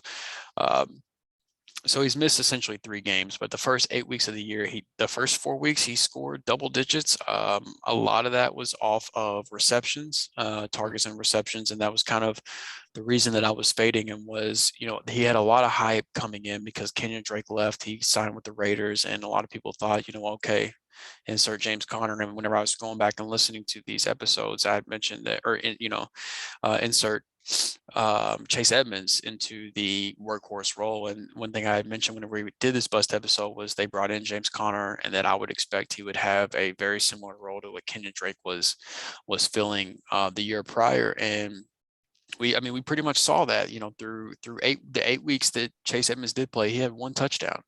Yeah, James Conner has been a touchdown monster. Touchdown machine. And Chase Edmonds, through the 8 weeks he was playing, his fantasy value suffered for that. He was able to not kill you for the first month of the year just off of his receptions. The half PPR and half PPR leagues, the receptions had him over double digits with what mixed in with what he was giving you on the ground.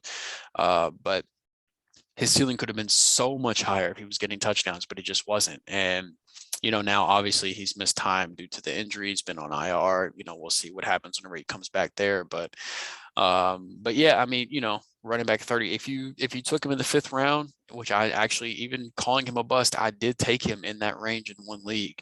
And I was very happy the first month of the season. And then I have been scrambling the rest of the rest of the year through. After the first 4 weeks, I've been scrambling, trying to figure out how I can fill that flex spot that he was filling through the first month. So I should have listened to my own advice and went somewhere else in that 5th round area. But which, is there anything else you wanted to add to Chase Edmonds? No, that was it. Oh yeah, I was going to say, to your credit, there's been a lot of people scrambling due to running backs that have been taken, and we actually let's look at that graphic for you.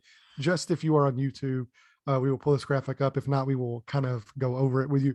So these are the top, based on July 1st. These are the top 24 running backs taken by ADP in fantasy football. Which shout out to real quick, shout out to Graham Barfield. Yeah, Graham Barfield on Twitter at Graham Barfield, who is the guy that put this together. Fantastic fantasy source. So you guys go follow him if you can. But yeah, so we have your RB1, RB2, RB3, RB4, and RB5 are Christian McCaffrey, who has only played 6 games all year and is now going to miss the rest of the season. Dalvin Cook, who is hurt and looks to be missing time. Alvin Kamara, who is hurt and has missed the last few games, who might possibly be back this year. Derrick Henry, who is on IR and will miss the rest of the season. Saquon Barkley, who has missed 4 games and has not really produced at all whenever he has played. So those are your top 5 running backs just off the jump. And mostly the top 5 picks in pretty much every draft. Yeah, and you're kind of okay with Dalvin Cook. because he just got hurt this last week. He's missed a few games here and there, but he's been really good whenever he has played. But the other guys, maybe Alvin Kamara, you're still kind of okay with, even though he's hasn't played the last few weeks. But yeah, the other guys have, basically hurt you hard this season. RB6, of course, is the greatest running back in the NFL right now.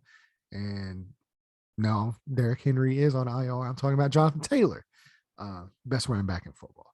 And if you drafted him at basically anything past RB5, there's a good chance you are in a playoff position in your league. That guy is dominant. RB7 was Ezekiel Elliott, who is playing hurt, supposedly, but you're kind of happy with him. Yeah, but he's been fine. He's been fine. I know the Tony Pollard stuff's kind of iffy. RB8 was Nick Chubb, who has missed the 3 games he did play last week. They didn't really do much, so he may still be trying to get healthy. But Cleveland's whole team / offense is looking really inept right now to begin with. Teams are just loading the box and daring Baker Mayfield to throw the ball with a torn. I don't know if it's a torn labrum or I can't remember what the injury is, but it is a serious shoulder injury that he probably should not be playing with. Right. Yeah, that's the big thing is I don't think Baker should even be out there right now. No, he shouldn't, for his own good and for the team's, if he is in the team's long-term plans,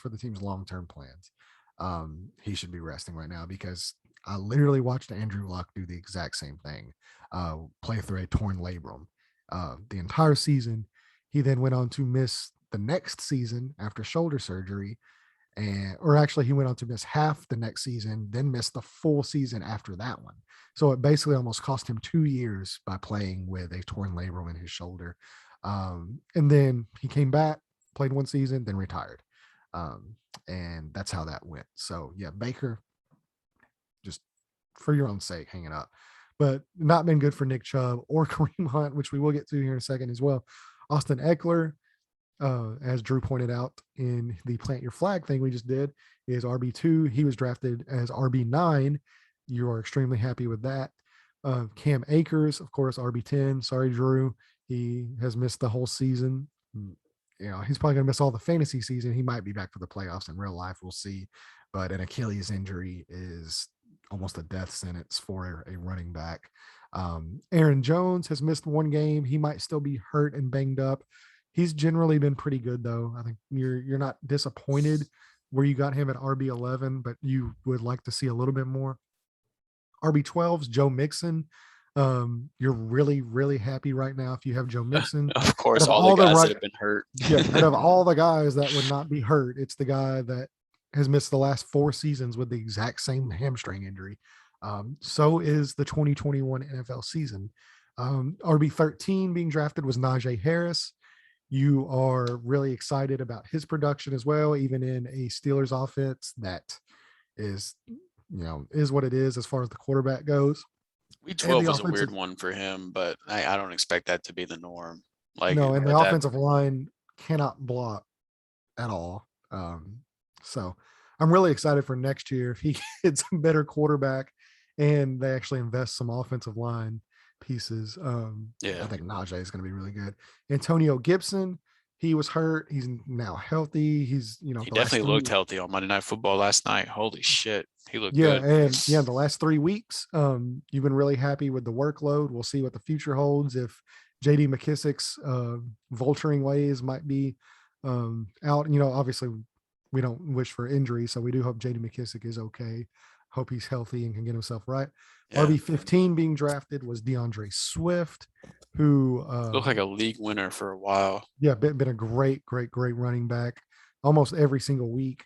And now he suffered an injury in the first quarter of the Thanksgiving game, and now he might miss some time as well. Clyde Edwards-Helaire, running back 16, he's missed 5 games, and even when he plays, is not good. J.K. Dobbins, of course, we hit on earlier, has been on IR since the beginning of the season. He was being drafted as RB17. Then we have Miles Sanders being drafted. We hit on him as well. We just hit on. RB19 was Josh Jacobs, who has missed a couple games that played hurt, and he hasn't really been all that super productive. He's been when he has okay. played. Yeah. For I guess for RB19, you're not really too disappointed in. RB20 was Chris Carson, who has been on the IR and will miss the rest of the season. RB21 was David Montgomery, who we hit on earlier. RB22 was ETN being drafted. Um, he has been on IR since the beginning of the season. RB23 was James Robinson, who you're probably really happy with at RB23. Yeah, Even he's though been fine at running back yeah, 23. You yeah, the just don't want to Jaguars force the suck, but James games. Robinson's been okay. And then RB24 was Kareem Hunt, who has missed the last 5 weeks, and he still might be banged up with that calf injury, but kind of in the same thing as Nick Chubb, where the offense is just not looking good right now. So The we'll right see how. tackle got hurt. Yeah, Yeah. the offensive line Conklin's is so now gone for the important. year. Yeah, Conklin's gone. So out of the 24 running backs, we have 1, 2, 3, 4, 5, 6, 7, 8, 9, 10, 11 who are either on IR or missed at least 5 weeks. And so you're basically looking at half the running backs being drafted are either gone for the year or they're missing big chunks of the season. I wonder if this is going to reflect into ADP next season. Like whenever we get into redraft mode in August of 2022, if some more wide receivers are going to sneak, like if Cooper Kupp or Deebo Samuel or guys like that, Justin Jefferson, if guys like that start to sneak into the first round, or if it's just going to be running back heavy all over again. I mean, if we're right back on, like, I imagine Jonathan Taylor's got to be RB1 for, or got to be, 101 next year. Yeah, At this point, I think him, Derrick Henry. Derrick Henry's still going to be in the mix, Still going to assuming, be assuming RB1. he gets, And then I would say Jonathan Taylor, Derrick Henry, and then you got to think Najee Harris is going to be in there. Joe Mixon. I mean, I don't think you could ever. McCaffrey's going to be right back in the conversation too. Yeah. If Dalvin Cook comes back even though healthy he's basically missed, the last 2 seasons. And then, I mean, if Dalvin Cook comes back healthy down the stretch, he's going to be right back in. Like, I feel like we're just going to be drafting like 10, 12 running backs again, all over again. Because if you do find Jonathan Taylor, if you do find Austin Eckler in the first round, it's just so valuable to your team, with how scarce workhorse running backs are and those high end running backs can be. I traded both of them off my dynasty roster. I feel like we're going to be doing this all over again in redraft leagues next year. The redraft, like the first round is going to be flooded with running backs. There's going to be there's going to be one Devontae Adams or Cooper Kupp, maybe maybe 1 or 2 receivers mixed in the first round, and then there's going to be like 10 running backs all over again. We're gonna get 12 weeks through the season, and then we're gonna be like, holy why shit, the hell did we do this? Yeah, this is a landmine. Having that running back 1 production, you can get the top 3 running back. If you do hit on that guy, I mean, it's just such an advantage for your team. So yeah, and I know you actually have some rookie rankings pulled up here. Let's run through those real quick. Yeah, so we can get on that, and we can kind of end it there and let these guys actually go about their day / go to bed. So I mean, this was my first attempt at putting together Dynasty Rookie Rankings. I only went 48 players deep. I know some people go much deeper than that, but this was the last version that I updated right before our 12-team Dynasty League. Right before we had our draft, I gave this one last update, and then I didn't touch it again pretty much after that. And I did separate them into tiers as well. And this was back in July. So, this was before preseason games, anything like that. And now we have, look, granted, hopefully the majority of these guys on this list play very long careers, and, 12 weeks of the rookie season isn't all we're going to have to go off of, but that's all we have to go off of right now. So just looking at that, I mean, the obvious one that sticks out is I had Elijah Mitchell at running back 8 all the way down to 31 overall. And, there's obviously, if you could go back, you would be taking him in the first round of any rookie draft. And I mean, arguably, in like the top 5 or 6 picks. Now, what happens with the 49ers backfield in the future, with Elijah Nobody Mitchell, knows. Yeah, who knows? But at least through 12 games of this year, you would have been very happy if you had taken Elijah Mitchell where he was going. Because where I had him wasn't really too far off of where he was going. But he was a guy that I definitely ranked too low But I'm curious to hear your thoughts kind of on, looking at the rankings and how we've seen 12 weeks of their rookie seasons shake out, kind of what your thoughts are. Yeah, I think you're obviously, like you said, the main one is Elijah Mitchell. I think Chuba Hubbard um, probably could have snuck into the back end of the first round, especially with McCaffrey's injury history now that we know of. He's going to play a critical role on that team, and that can be interesting. Um, I am excited now that Elijah Moore is finally coming on. And he's looking really good. I was always really high on Elijah Moore anyway, as you know, I've talked about him multiple times, but so I would definitely move him up a little bit as well. I think Najee Harris actually knocks Kyle Pitts down off that tier one. I would put Najee up in tier one now, um, right behind Jamar Chase. Because I think he's looking at least for the next few years, a perennial top 5 running back in the NFL. Yeah, I would still have Kyle Pitts in tier one, but I wouldn't have any problem adding another player to the first tier and put Najee Yeah. up there with them. I guess if you wanted to look for dynasty as far as like longevity goes, Pitts is probably going to play a little bit longer than Yeah, running those backs those do. two pass catchers, man, Jamar Chase and Kyle Pitts. So something I'm really curious about looking at the top 5 wide receivers that I have listed. Now, I do think Terrace Marshall should get bumped by Elijah Moore. So Maybe even considering a little bit other people as well, that, because that's the he was, conversation I wanted to have with you, because yeah. I had Jamar Chase, wide receiver 1. I had Devontae Smith, wide receiver 2, Jalen Waddle, wide receiver 3, Rashad Bateman, wide receiver 4, and I had Terrace Marshall, wide receiver 5, Elijah Moore, wide receiver 6, Rondell Moore, wide receiver 7, and then there was a pretty decent jump or decent fall until the next receiver. So those were kind of the clear cut guys, the first round rookie pick guys. So how high would you have Elijah Moore? Because I would not be putting him over Pitts, over Devontae, over Waddle, over Bateman. Like that top 4 is still pretty set for me. Yeah, I think he might be able to sneak in above Bateman just because of the offense that Baltimore runs. They still, they don't throw a ton and they don't throw to the wide receivers a ton, especially outside of Hollywood Brown. Now, Bateman has been good when he has played, but I think Elijah Moore just has such a high ceiling. I think if Zach Wilson can figure out what he's doing, which doesn't look like it is, but That's part of the equation for me is Lamar, even with the issues he has, I definitely trust Lamar a lot more than I do Zach Wilson and the Jets. I do, but I think obviously Zach Wilson's going to throw a lot more. He's gonna have to, yeah. Yeah. So that kind of plays in. To me, obviously he jumps Terrace Marshall. I think Terrace Marshall, honestly, now you could actually rank behind Kadarius Toney. Yeah, I was going to say that's the other guy that I had pretty, that because I he's had not even kinda playing. low. He's been a healthy scratch. Not even Right. playing football. He's not even dressing. Yeah, I had much higher hopes for him than that. I really thought that he was going to come in and which granted, I didn't love the landing spot in the draft, but on top of that, the quarterback play there has been yeah. But horrendous. Kadarius Toney, the explosiveness and the playmaking of Kadarius Toney cannot be ignored, and he definitely should be higher on this list as well. Yeah. He should be right there in that mix with Elijah Moore, Rondell Moore, and certainly all those guys should be above Terrace Marshall. So that was another guy that I should have had ranked lower than I did.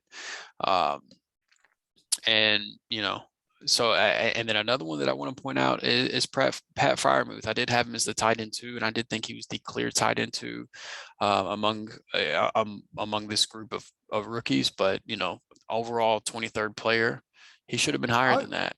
Yeah, I think he's definitely bumped in. I think honestly, you could probably just replace him and Terrace Marshall. You could just switch spots with them, and I wouldn't have too big of an issue. Now maybe Terrace Marshall, I still like him a little bit more than Amari Rodgers and Diami Brown. Maybe those guys, we'll see. Right. But and then Ramondre Stevenson, you probably could have drafted him over, some of those receivers Ramondre Stevenson about. looks good.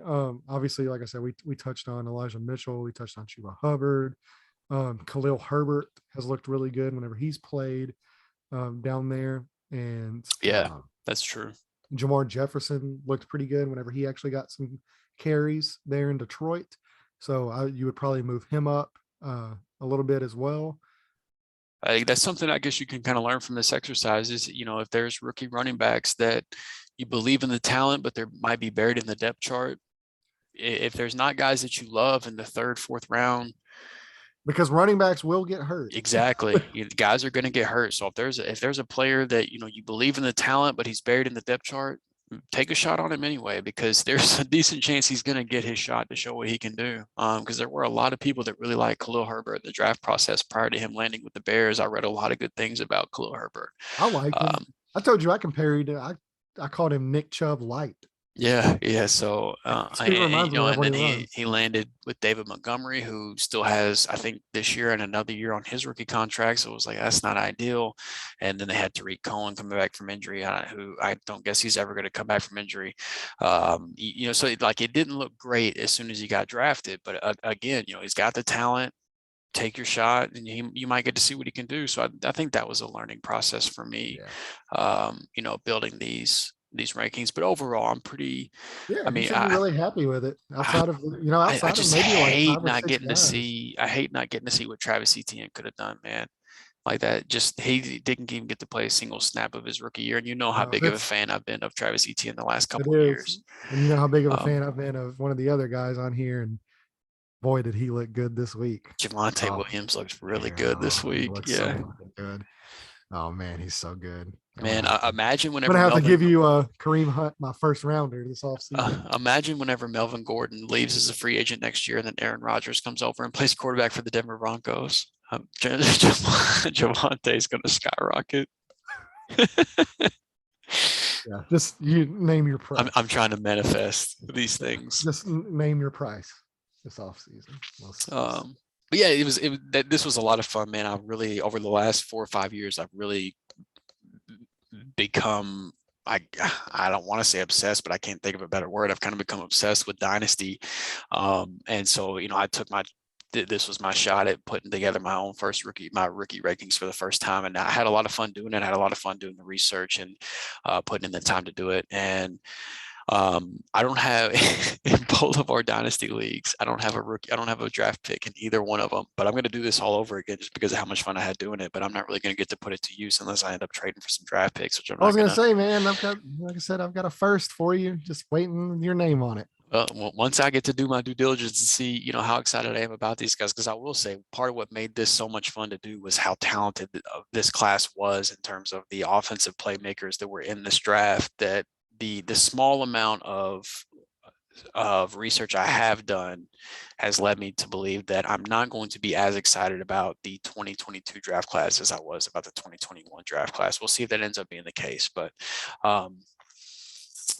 this class. There's a couple running backs that I'm pretty excited about to see. There's a few guys that are really fun to look into, but the top end talent and the depth that was in this class, for at least when you talk about depth in a rookie draft, you're talking about like being able to fill 2 rounds of a draft with decent players. Man, I'll tell you what, man, that Iowa running back, that Breece Hall kid. Yeah. Texas Yeah. A&M's got a couple nice running backs too. Yeah, he looks really good. It's gonna be interesting, man. It's gonna be real interesting to see how it shakes out. I'm excited to do this all over again. Man, there's something too I've wanted to kind of get into. Not necessarily on the podcast, I'm just mean like in general with fantasy is there's something that some guys do. I know that they take kids, like they draft them while they're like in college. Oh, Devy leagues. Yeah. Devy, yeah. So that's something I've kind of been interested in wanting to maybe check out possibly this next off season. Is maybe getting into like a little Devy league or something like that. So that would be interesting for sure. My only problem is it's the same thing with Dynasty is I love trading too much and I just love to shuffle things. None of the guys you invest in college are going to make it. None of them are going to be on your roster by the time they make it to the NFL. There's no way. There's no way. So, because right now, I mean, like I was just going back and looking at the team I could have had if I didn't make any moves this offseason. It would have been so good. It would have been so good. Uh, yeah, but I mean, that's just the nature of me with Dynasty. I mean, I just like Fantasy making football jokes. in general, man. Making Yeah, trades is one of the most exactly. fun Like it parts just, yeah, about playing fantasy. it gets boring having the same players every year. Yeah. Um, now, I mean, do I wish I would have had Jonathan Taylor and Deebo Samuel back? Probably. Right. Probably. I should have never traded Jonathan Taylor. My head overruled my heart on that one, and I went for Tyreek Hill to pair with Patrick Mahomes. Just so happened to be the one year that Patrick Mahomes was going to play like ass in fantasy, and Jonathan Taylor was going to ascend into just a god, like Zeus level fantasy football player. So Yeah, that can't feel good as a Colts fan. But hey, at least you get to reap the benefits of being a Colts fan to get to just watch him dominate for your NFL yeah, team. for sure. It's still fun, and that's much more important to me anyway. Is real life than is fantasy. Right. That's because fantasy's for fun. Real life is, real life. We're not football fans for the fun of it. We're football fans because it actually affects our livelihoods. Yep. Yeah, absolutely. So yeah, we'll go ahead and end the show here. It's already been probably pushing a couple hours, but we really appreciate you guys listening to us, and we will go ahead and let Drew close it down so eloquently as he always does. Yes, I mean, as Landon said, if you've made it this far, we definitely appreciate you guys hanging out with us and listening. I hope you guys had half as much fun listening as we did getting to talk through this stuff, because the whole reason we do this thing is because of how much fun we have getting to sit around for a couple hours a week and talk about this stuff. So if you made it this far, and you hopefully liked a little bit of what you heard, we are anywhere podcasts can be found: Apple, Google, Spotify, whatever the case may be. We appreciate if you guys would go over there and subscribe or follow or whatever that platform wants you to do. And then, of course, if you want the visuals to go with the audio, we are on YouTube as well at the Amateur Experts Podcast. If you can head over there, subscribe to the channel. And whenever you do subscribe, click the little bell that's going to pop up, so that you can be alerted of the new uploads as they go live. We're only putting up like 2 shows a week, if that, maybe 1 to 2 shows a week. So you're not going to get blown up with notifications, but whenever they do go live, you'll be made aware of them.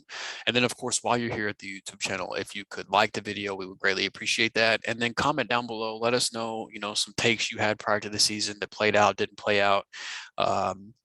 Some guys you were high on or not so high on, and how that's shaken out for you. Everybody's different. Everybody had their guys that they liked, didn't like. So, it's always good to hear different perspectives on that as well. And we love to continue the conversation in the YouTube comments. It certainly does not end whenever we hit end on the show. We like to keep the conversation going. So, and then on top of that, the likes and the comments do help out the show as well. So, but last but not least, we appreciate you guys. Thank you guys for your support, and we look forward to continue through the rest of this NFL season with you guys. Yes, sir. And also, Duke just lost, so go Cats. Hey, let's go. Yeah, it was a short ride as the #1 team. Yep, as always. So I can't think of a better fitting in to Coach K than to continue to lose. I hope he loses the rest of the games. Amen. Yeah, so go Cats.